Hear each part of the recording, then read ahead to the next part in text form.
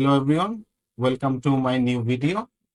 আজকে আমরা দেখার চেষ্টা করব কিভাবে আমরা খুব সহজে একটি প্রোডাক্ট ডেটাবেস ক্রিয়েট করতে পারি।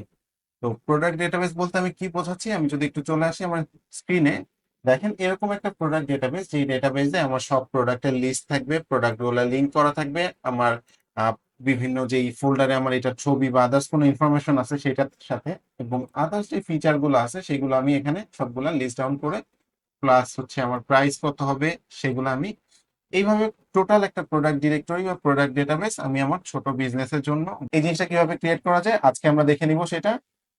চলুন শুরু করা যায়। ফার্স্টে একটা ব্রাউজারে চলে যাব। আমি অলরেডি একটা ব্রাউজারে আছি।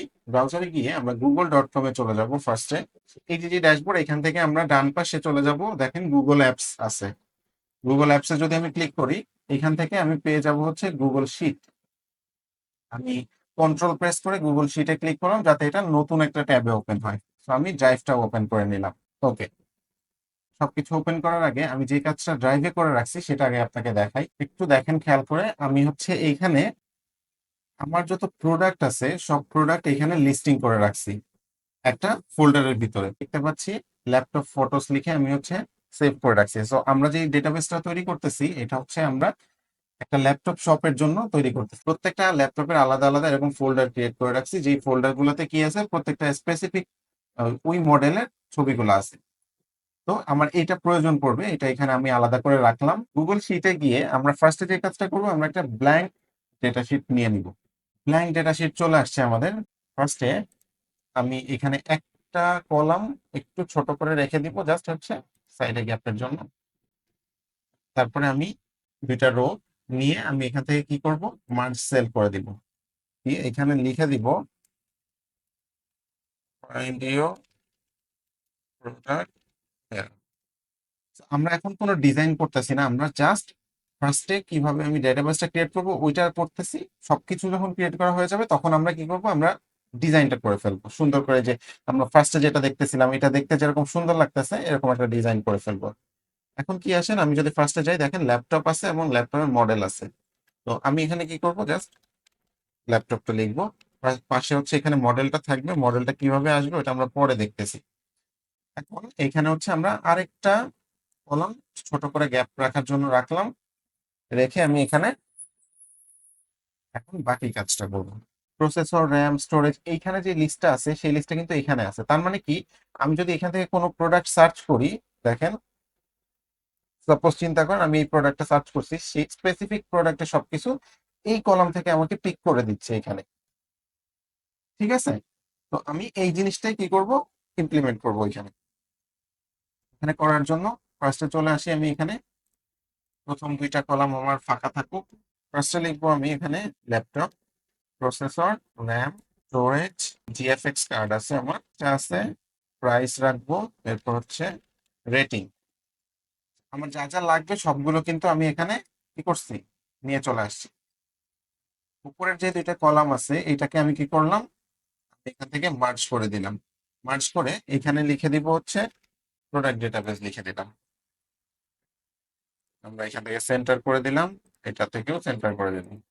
এখানে এই ফ্যাক্টরটা যেটা আমি একটু আগে বলতেছিলাম, যে আমাদের এই রেফারেন্স মডেলে কি আছে, দেখেন প্রত্যেকটা ড্রাইভ লিংক করা আছে। সেটা আমরা আনার জন্য ফার্স্টে চলে যাব হচ্ছে আমাদের সেই গুগল ড্রাইভে।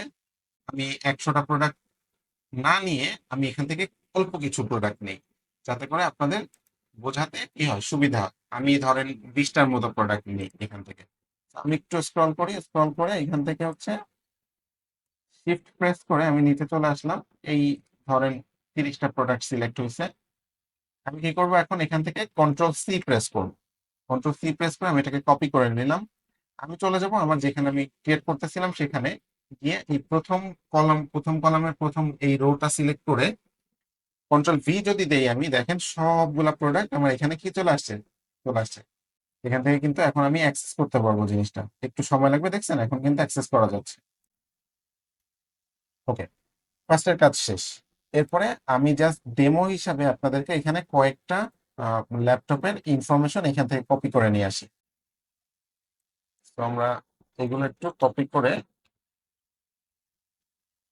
এখন আমরা টুকটাক একটু ডিজাইনটা করে নেই, না হলে দেখতে ভালো দেখা যাচ্ছে না। এখানে কি করব, পুরো ডেটাবেসটা আগে কন্ট্রোল এ দিয়ে সিলেক্ট করব, অথবা এখানে ক্লিক করব, পুরোটা সিলেক্ট হবে। সিলেক্ট করে এখান থেকে আমরা ফন্ট দিয়ে দিব হচ্ছে গুগল স্যান্স। একটু স্ক্রল করলে এখানে গুগল স্যান্স ফন্টটা পাবেন আপনারা, এই যে গুগল স্যান্স দিয়ে দিলাম। তো সবগুলো এখন একই ফন্ট হয়ে গেছে। আমরা সবগুলোর সাইজও সিলেক্ট করে দিব, 11 সাইজ দিয়ে দিলাম। এইটা আমরা সেন্টারে নিয়ে যাব। সেন্টারে নিয়ে গেলাম, এবং এটার ব্যাকগ্রাউন্ডে একটা কালার দিব আমরা। আমরা ইয়েলোটাই দিলাম, এটাকে আমরা বোল্ড করে দিলাম। এটাও সেম কাজ করব, ব্যাকগ্রাউন্ডটা হচ্ছে আমরা ইয়েলোটা দিলাম। ওকে, ফার্স্ট কাজ শেষ। এটা হচ্ছে আমরা ব্যাকগ্রাউন্ড কালারটা অ্যাশ কালার করে দিই, অ্যাশ কালার করে দিই। আর একটু লাইট অ্যাশ যেটা, এটা দিই, ভালো লাগবে দেখতে। এটাও সেম কাজ করব, সেন্টার দিয়ে দিব, এবং এখান থেকে কালারটা দিয়ে দিব হচ্ছে লাইট অ্যাশ কালারটা। ঠিক আছে, এটাকে আমরা বোল্ড করে দিতে পারি এবং 12 করে দিতে পারি। এটা যদি একটু খেয়াল করেন, এখানে কিন্তু কোনো গ্রিড লাইন নাই, আমরা এগুলা গ্রিডটা আলাদা দিছি। সেই কাজটা করে নিই। আমি ভিউতে চলে যাব, ভিউতে গিয়ে শো থেকে গ্রিড লাইনটা অফ করে দিব। দেখেন এখন কোনো গ্রিড লাইন দেখাচ্ছে না। সো আমি এইটুকু যাব, এখানে বর্ডারসে ক্লিক করব, করে এখানে কালারটা আমি লাইট কালার নিব, নিয়ে অল বর্ডার দিয়ে দিব। সেম কাজটা এইটার জন্য করব। এখন এই প্রথম রেফারেন্সে যদি দেখেন, এখানে কিন্তু আমার কোনো কালার দেখাচ্ছে না আলাদা। বাট এখানে কিন্তু এই যে ব্লু কালার চলে আসছে, আন্ডারলাইন চলে আসছে, এই জিনিসটা দেখতে ভালো দেখা যাচ্ছে না, তাই না? আমরা কি করব, প্রত্যেক পুরা কলামটা সিলেক্ট করব। সিলেক্ট করে এখান থেকে হচ্ছে ফরম্যাটে যাব। ফরম্যাটে গিয়ে টেক্সট থেকে আন্ডারলাইনটা তুলে দিব, টেক্সট কালারটা হচ্ছে ব্ল্যাক করে দিব। এখানে একটা বিষয়, আমরা এই রেটিং সুইচ গুলা কিভাবে আনবো, এটার জন্য একটা ওয়ে আছে। দেখেন, আমি যদি ইনসার্টে যাই, ইনসার্টে গেলে আমি স্মার্ট চিপস বলে একটা অপশন পাবো। এইখান থেকে আমি রেটিং, এই রেটিং এর ইয়াটা পেয়ে গেছি। আমি সেই সবগুলাকে সেন্টার করে দিই।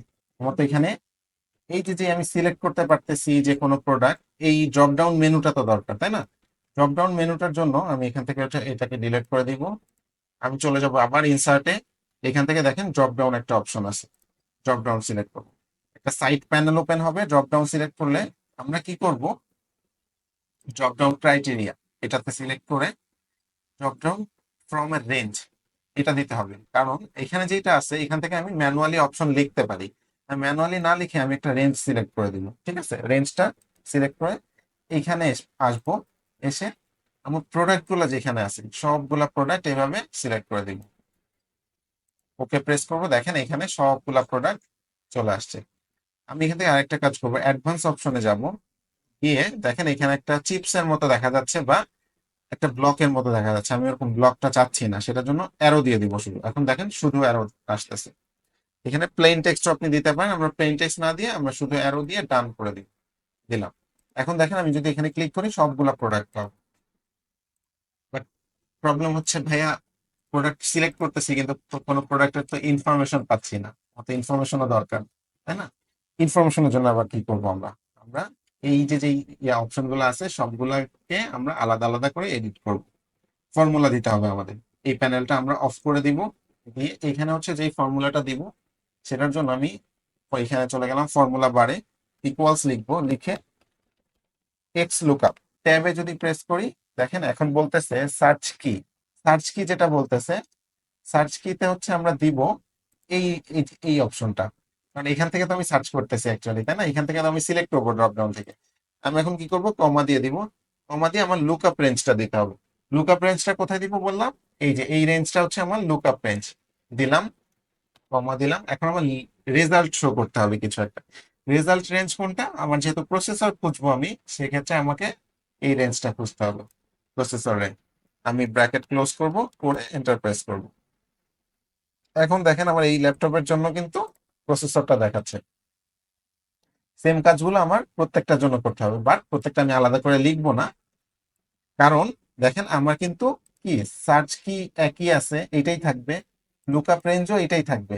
বাট রেজাল্ট রেঞ্জটা চেঞ্জ হচ্ছে, যেমন র্যামের জন্য এই রেঞ্জটা হবে, স্টোরেজের জন্য এই রেঞ্জটা হবে, গ্রাফিক্স কার্ডের জন্য এই রেঞ্জটা হবে। সো আমরা ওইটা চেঞ্জ করে দিব, রেফারেন্সটা চেঞ্জ করে দিব। সেটার জন্য কি করব, এখান থেকে আমরা ফর্মুলাটা কপি করে নিব, নিচে এসে ফর্মুলা পেস্ট করব। পেস্ট করে দেখেন র্যাম আছে কিন্তু জি কলামে। সো আমরা এফ থেকে এখানে কি করব, এডিট করে জি বসাই দিব। এন্টার প্রেস করলে দেখেন র্যাম চলে আসছে। সাইজের জন্য যে প্রেস করব, এখান থেকেও রেঞ্জটা চেয়ে দিয়ে দিব। দেখছেন আমি যখন এখান থেকে রেঞ্জ চেঞ্জ করে দিচ্ছি ও কিন্তু সিলেক্ট করে নিচ্ছে অটোমেটিক। আমি আবার এন্টার প্রেস করবো। দেখেন যেহেতু কোনো সাইজ নাই সেটা আর দেখাচ্ছি না এখানে। আমি প্রাইসটার জন্য সেম কাজ করব। আই থিঙ্ক আপনারা এখন বুঝে গেছেন যে জিনিসটা কিভাবে কাজ করতেছে আসলে। রেটিং কি করতেছে, নাম্বার শো করতেছে। তার মানে আমি যদি এখান থেকে রেটিং দেই 4 রেটিং, সেটা নাম্বার শো করতেছে, আমাকে দেখাচ্ছে না, এরকম স্টার দেখাচ্ছে না। স্টার্টের জন্য যেটা করতে হবে, ইনসার্টে চলে যেতে হবে, স্মার্ট চিপ থেকে এটাকে আমি রেটিং দিয়ে দিব। রেটিং সিলেক্ট করে দিলে দেখেন আবার সেই রেটিংটা চলে আসে। এখান থেকে এখন কি করতে পারি, আমরা যে কোনো প্রোডাক্ট ফাইন্ড করলে প্রোডাক্টের ইনফরমেশনটা আমাকে কি করতেছে, শো করতেছে কিন্তু এরকম করে। সো এইভাবে চাইলে আপনি আপনার বিজনেসের জন্য এরকম একটা প্রোডাক্ট ডিরেক্টরি তৈরি করে ফেলতে পারেন। আবার আপনি চাইলে এখানে আপনার লোগোটাও ব্যবহার করতে পারেন। আপনার যে কোনো লোগো যদি আপনি চান যে আপনার এখানে আপনি ইউজ করবেন, সো ইনসার্টে যাবেন, ইনসার্ট থেকে ইমেজে যাবেন, ইনসার্ট ইমেজ, ওভার সেলস দিবেন। ধরেন এটা হচ্ছে আপনার লোগো, আমি একটা ডামি লোগো ইউজ করতেছি। ধরেন এটা হচ্ছে আপনার লোগো, এখানে লোগোটা চলে আসছে। জাস্ট লোগোটাকে ছোট করে দেন, ছোট করে এখানে জাস্ট প্লেস করে দেন।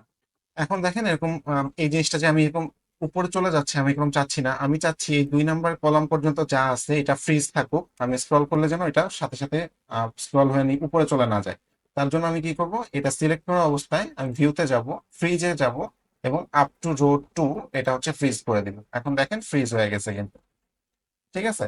আবার সেম কাজটা আমি যদি এটাকে সিলেক্ট করি, সিলেক্ট করে ভিউতে যাই, ফ্রিজে যাই, আপ টু কলাম ডি পর্যন্ত আমি ফ্রিজ করতে চাচ্ছি। তার মানে কি, আমার কিন্তু এখন এদিকেও ফ্রিজ হয়ে গেছে, তাই না? সুন্দর মতো এদিকেও ফ্রিজ হয়ে গেছে, উপরেও ফ্রিজ হয়ে গেছে। এখন জিনিসটা দেখতে পারফেক্ট লাগতেছে। আমি চাইলে আমার যে কোনো প্রোডাক্টের ইনফরমেশন এখান থেকে ফাইন্ড আউট করে ফেলতে পারি এবং আমার কাস্টমারের সাথে আমি খুব সহজে ডিল করতে পারি। তো এই ছিল আজকের ভিডিও। আপনাদের এরকম আরো অনেক টিপস এন্ড ট্রিক্স নিয়ে আমি সবসময় আপনাদের সাথে থাকবো। ফাইন, যে কোনো কোশ্চেন থাকলে কমেন্ট বক্সে আমাকে জানাবেন। থ্যাংক ইউ সবাইকে, আল্লাহ হাফেজ।